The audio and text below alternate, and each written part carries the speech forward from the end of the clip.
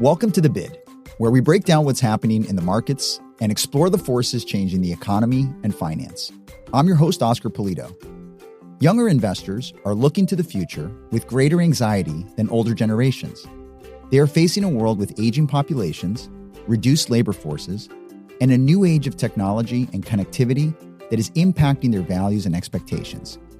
On the other hand, pre-retirees are now having to consider the fact that their generation will live longer and will increasingly need to prioritize what they want in their retirement years.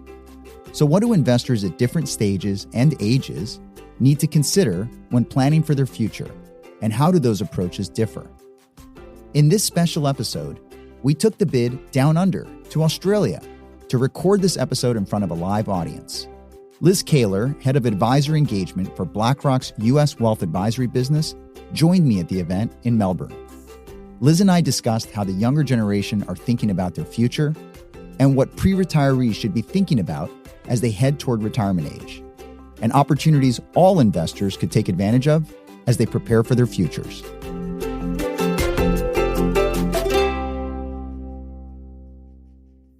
Liz, thank you so much for joining us on The Bid. Thanks for having me. So Liz, this morning I was walking to work through the city and walking towards the river, and I looked up and I saw hot air balloons flying overhead. Normally I'm walking through New York City on the way to the Hudson River, but I was actually walking through the streets of Melbourne, Australia, walking towards the Yarra River, and that's why I saw the hot air balloons. So here we are, The Bid is down under. Very exciting. Thank you for joining us here. I know it's a great distance. And the other thing about this podcast is that we actually have a lot of individuals looking at us right now. We're in front of a live audience. So to prove that, I'm going to say, good day, Melbourne. Good day. There they are. Liz, regardless of where we are in the world right now, there are topics that sort of transcend borders. And demographics and aging populations is one of those topics. So in the past, in the podcast, we've talked about the aging population. We talked about the pandemic and how that forced a lot of people to retire early. So maybe just give us a state of play today. Where are we when you think about the demographic landscape? Thanks, Oscar. So demographic divergence is absolutely one of the 5 key mega forces that BlackRock continues to track. And some of the themes that we're seeing is people over the age of 65 tend to be the age group that is growing the fastest globally, and that has implications, certainly, including for fewer people in the workforce, causing us to do more with less.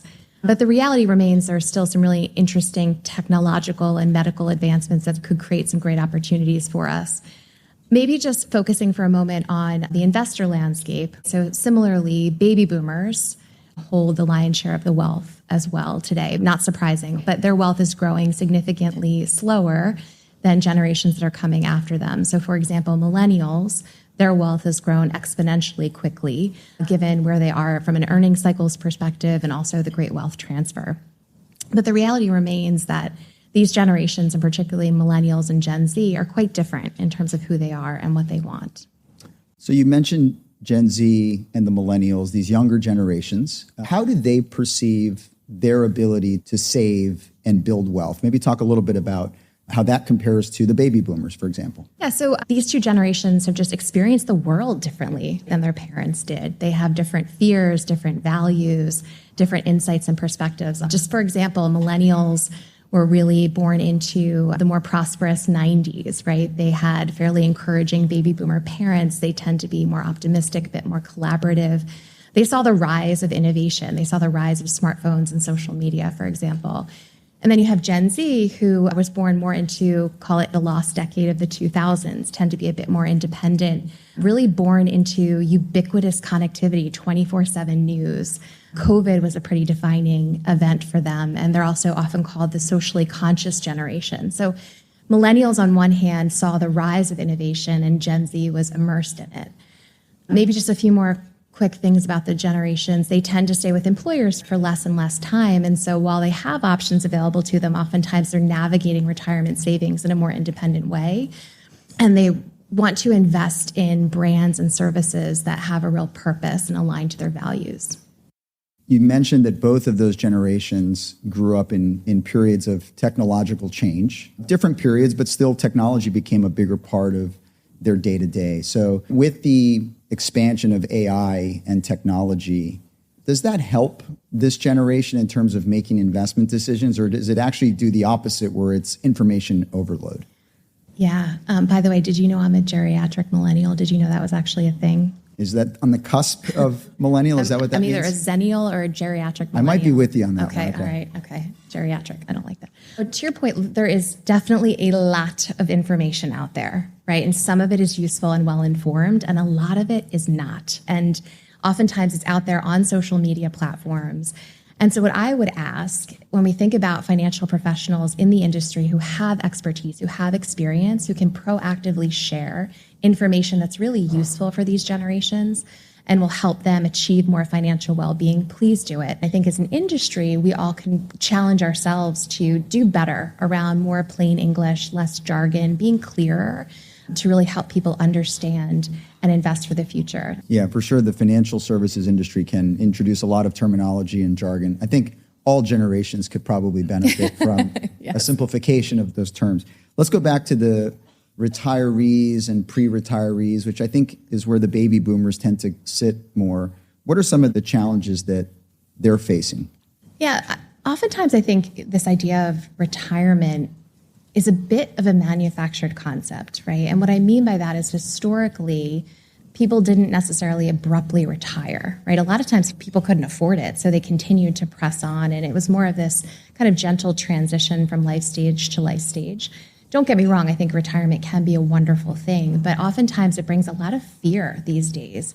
People wondering about their independence and finances and sense of purpose. And so there's a lot of uncertainty and fear that can come with it if people don't think about and plan for the future. And also thinking about sources of retirement income and healthcare planning and getting family involved. There's a lot to think about. And so I think those are some of the challenges that exist, but I do think there are things we can do to help ourselves. I've heard you say the term rewirement, which is kind of sounds like if a 2 or 3-year-old was trying to say the word retirement and what it would sound like, but you actually mean it as a distinct term, I think, right? Absolutely. I think it aligns to what we just said, which is we can think differently if we plan and we create more intention around what we're doing. And that's why we tweaked the word to be rewirement. And so I think I know the answer to this question. You're sort of alluding to it, but retirement seems to look very different today than it did 20, 30, or even 40 years ago. So walk us through maybe some of those differences for somebody who's heading into that stage. One, I think that we have an opportunity to be a little bit more intentional around what we want rewirement to look like. And so I think that there are questions that we can ask ourselves ahead of time and each other around what do you envision that retirement to be? Who's someone that you think has retired well and why? What are some of the strengths and accomplishments that you want to take forward with you? Where do you want to live? Who matters to you and why? Who do you matter to? I think there are questions that we can ask ourselves ahead of time in preparation for designing that retirement that we want. Certainly starting early is really important. I think Albert Einstein called it the 8th wonder of the world, the power of compounding, right? And working with professionals to seek advice. But we worked with a great company called Designing for Better to think about frameworks and questions we can ask ourselves to help in retirement. Those questions that you started to go through, are those supposed to be intuitive to people, or how do folks know what are those right questions to ask themselves as they're thinking about retirement? I think that oftentimes we're all moving fast, right? We're trying to accumulate assets for retirement. We're thinking about families and work and all of the things that go into our busy lives. And so I don't think it's difficult. I think a lot of times these are common sense questions. They're just not common practice. And so I think if we can push ourselves to pause, reflect, think about, and ask each other, and also do this as partners and families, it can go a long way. It's Women's History Month, so I'd be remiss if I then didn't think about it, looking at through the lens of women seeking to retire. Are there unique challenges that you think women face as they head to this stage of their life as well? Yeah, Opportunities and challenges, right? So the truth is we're moving to a situation, a world in which women are poised to hold the majority of the wealth. That is a pattern that we've seen. Women, 80 to 90% of women will at some point in their lives be solely responsible for their finances in their homes. Oftentimes they're breadwinners or co-breadwinners in their houses. And so there's a lot of interesting patterns that exist. But also, there's still some statistics that are a little bit unfortunate, right? I think the number is now 61% of women would rather talk about their own death than money, right? So it's not something that they lean into all the time. I think they're looking for financial security, absolutely. And I think while more concerned with things like short-term debt, they can see the power and the importance of staying invested. And so the good news is we can work on this through education, through transparency, through conversation. And women, when they have the information that they need, are actually quite good investors. They're disciplined, they stick with the plan, and they invest for the future. And so I think it's more about having the conversation and opening it up and sharing insights. I mentioned we're in Australia, which is a nice change of pattern to walk through the streets in the summer, and it's only March. But let's talk about Australian investors. I actually learned earlier today that Australia has the third highest life expectancy in the world. So longevity risk or living longer is a nice problem to have, and Australia is right near the top of that list. So can you talk to us about some of the trends in Australia? How do they compare to other trends that you see in other parts of the world? So a lot of the same demographic patterns and trends we talked about hold true in Australia as well. I will say one thing I've learned more about is they have a well-established and well-funded retirement savings system, superannuation, which is great. And I think other markets could probably learn from some of the patterns in terms of retirement savings. I think one could argue across the board for all investors that we learn sometimes to save well for retirement. We also need to learn to spend well in retirement for sure. But when you look at local regulatory changes, they're setting more Australians up for access to more advice in retirement, which I think is really encouraging, and also the development of more and more products and solutions to help retirees. And then I think other patterns we talked about, other trends around starting early, seeking advice, thinking about well-being in retirement hold true, absolutely. But I will say that we could all strive to live in a nice climate with beautiful weather like this one. And hot air balloons in the sky on your morning commute, which I'm just not used to seeing in New York. And you mentioned superannuation, which maybe not everybody's familiar with that term, but think of it as compulsory savings. And to your point, in Australia and some other select economies around the world that have these types of plans, people end up with savings in retirement, but they still need some guidance on how to spend in retirement. So what does this mean for investors, Liz? You talked about the millennials and the Gen Zs liking to express their preferences and invest in brands that they like. What does this mean when you think about this mega force of demographics? Tell us what the end investor should be thinking about. So, look, I think at the end of the day, a few things. One, understand your goals, understand how you feel about risks. Oftentimes, if we can separate our emotion from our decisions, I know that's hard, especially when we're bombarded in the media. I think that's really important.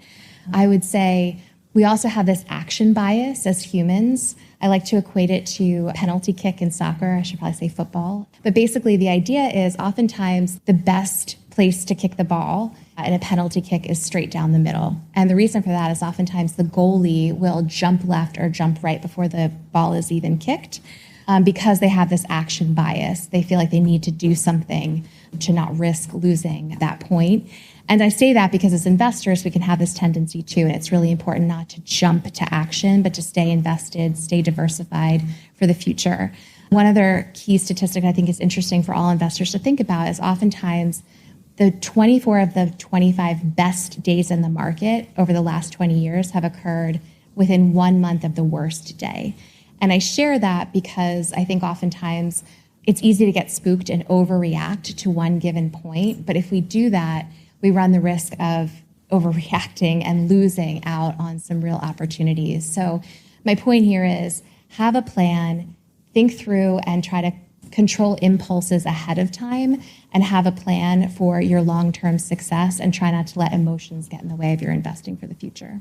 Liz, maybe one more question. You and I have known each other for a long time. And a fun fact is you called me 5 years ago and asked me whether I'd be interested in hosting a podcast for BlackRock, you knew there was an open role. And so thank you for that phone call. I'm enjoying this. But what is it that got you personally passionate about this topic of retirement and demographics that you're spending so much time on today? I think ensuring that all people have a chance to feel seen, feel heard, really reflect on what they want out of their lives, how they want to invest to reach their dreams. It's just always been a passion for me. That's why I got into this business. And so I think taking the time to understand where people are coming from, their life experiences, how to address their concerns, and to achieve more success for them in their lives is just something that I know a lot of the people in this room strive for each and every day. And it's just a journey worth taking. Liz, I know you just recently celebrated a birthday, so I have two pieces of good news for you. One is you're 1 year closer to retirement. And the second is that I think you're going to be in good shape because you know a lot about this topic. So thank you for joining us today on The Bid. Thanks, Oscar. Everybody give Liz a round of applause. Thanks for listening to this episode of The Bid.